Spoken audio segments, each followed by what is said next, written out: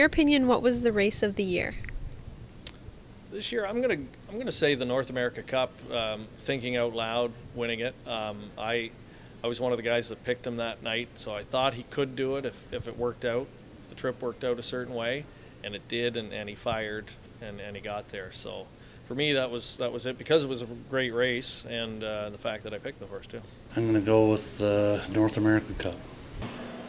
A couple Saturdays ago, I drove a horse called Wild Wind at Georgian Downs in a 6 claimer, and I won, so pretty sure that was my race of the year. But I don't know, this year's North American Cup was pretty exciting, and it was nice to see McIntosh horse win it. But there's so many going through my head right now that I can't even pick one.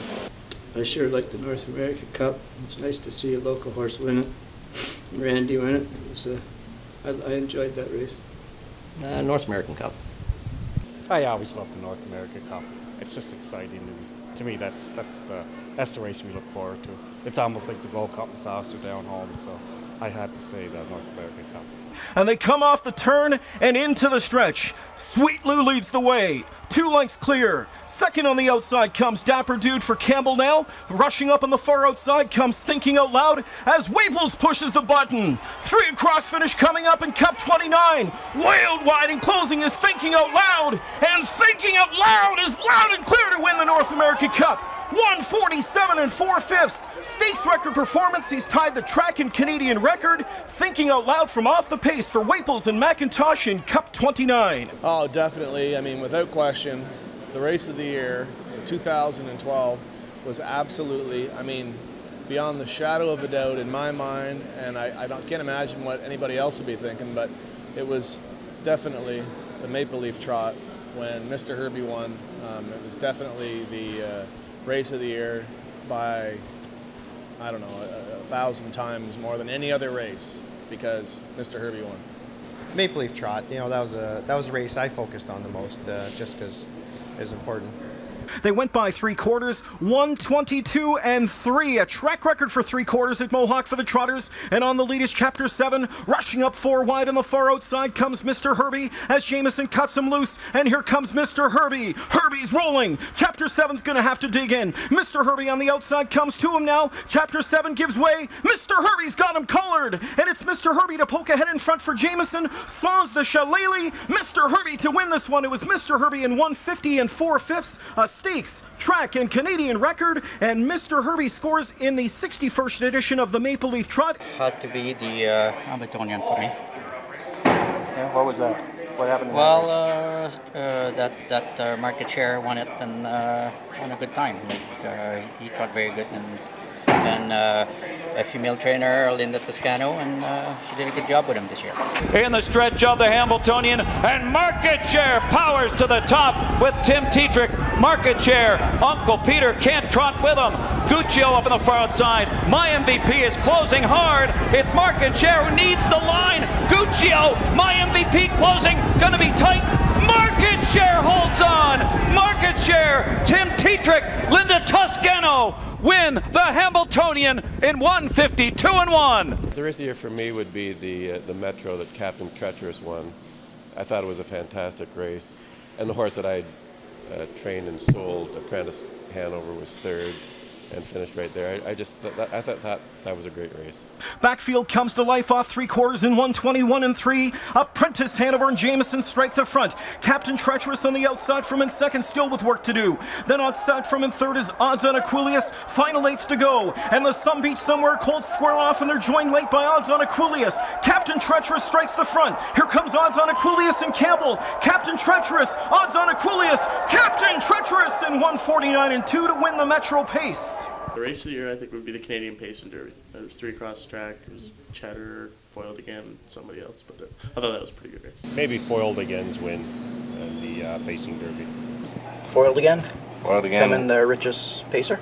A wild charge at the top of the stretch. Bumper to bumper traffic in Canadian Pacing Derby number 70. Here on the outside comes Better Sweet, who strikes the front. Better Than Cheddar closing up on the outside. Here comes Foiled Again, who's going to split through horses late with pace. Deep stretch lead. Better Sweet at the inside off 3/4 in 1:20 and 4. Better Than Cheddar's coming on. Foiled Again trying to find a seam in between. And it's Foiled Again in the center. The Iron Tough Foiled Again wins the Canadian Pacing Derby. It was Foiled Again over Better Than Cheddar in 1:48 and 3. Well, I mean, there's lots of great races. Geez, you get to watch Foiled Again race all year and all them great horses. For the best race for me was a super final I won with Mock Pride.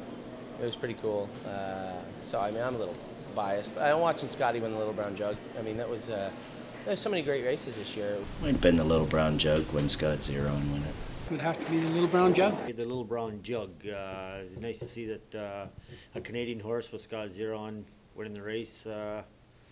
That was probably one of the better ones of the year for me. Michael's Power with the lead.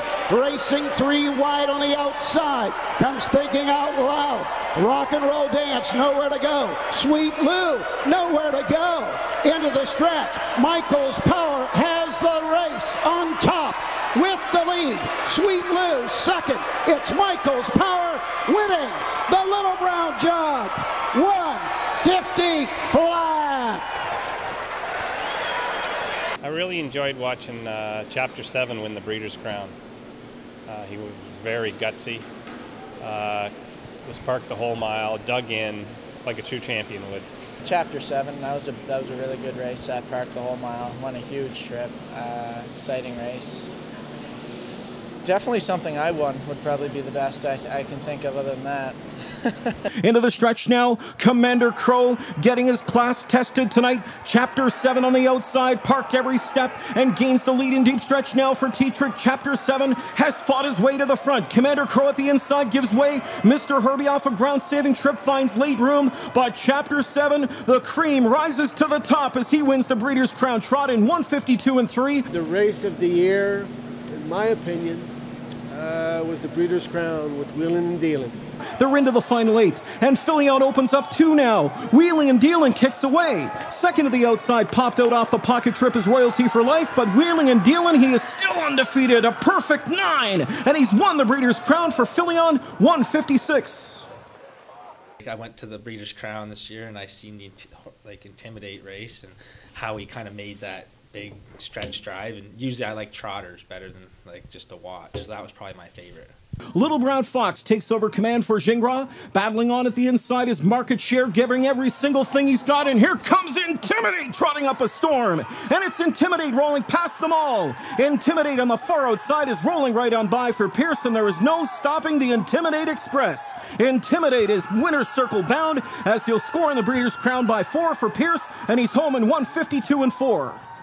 Between Were We Needy and Michael's Power in the OSS Super Final was probably the best. I really enjoyed it because they were just 2 really good colts and they really performed on that night.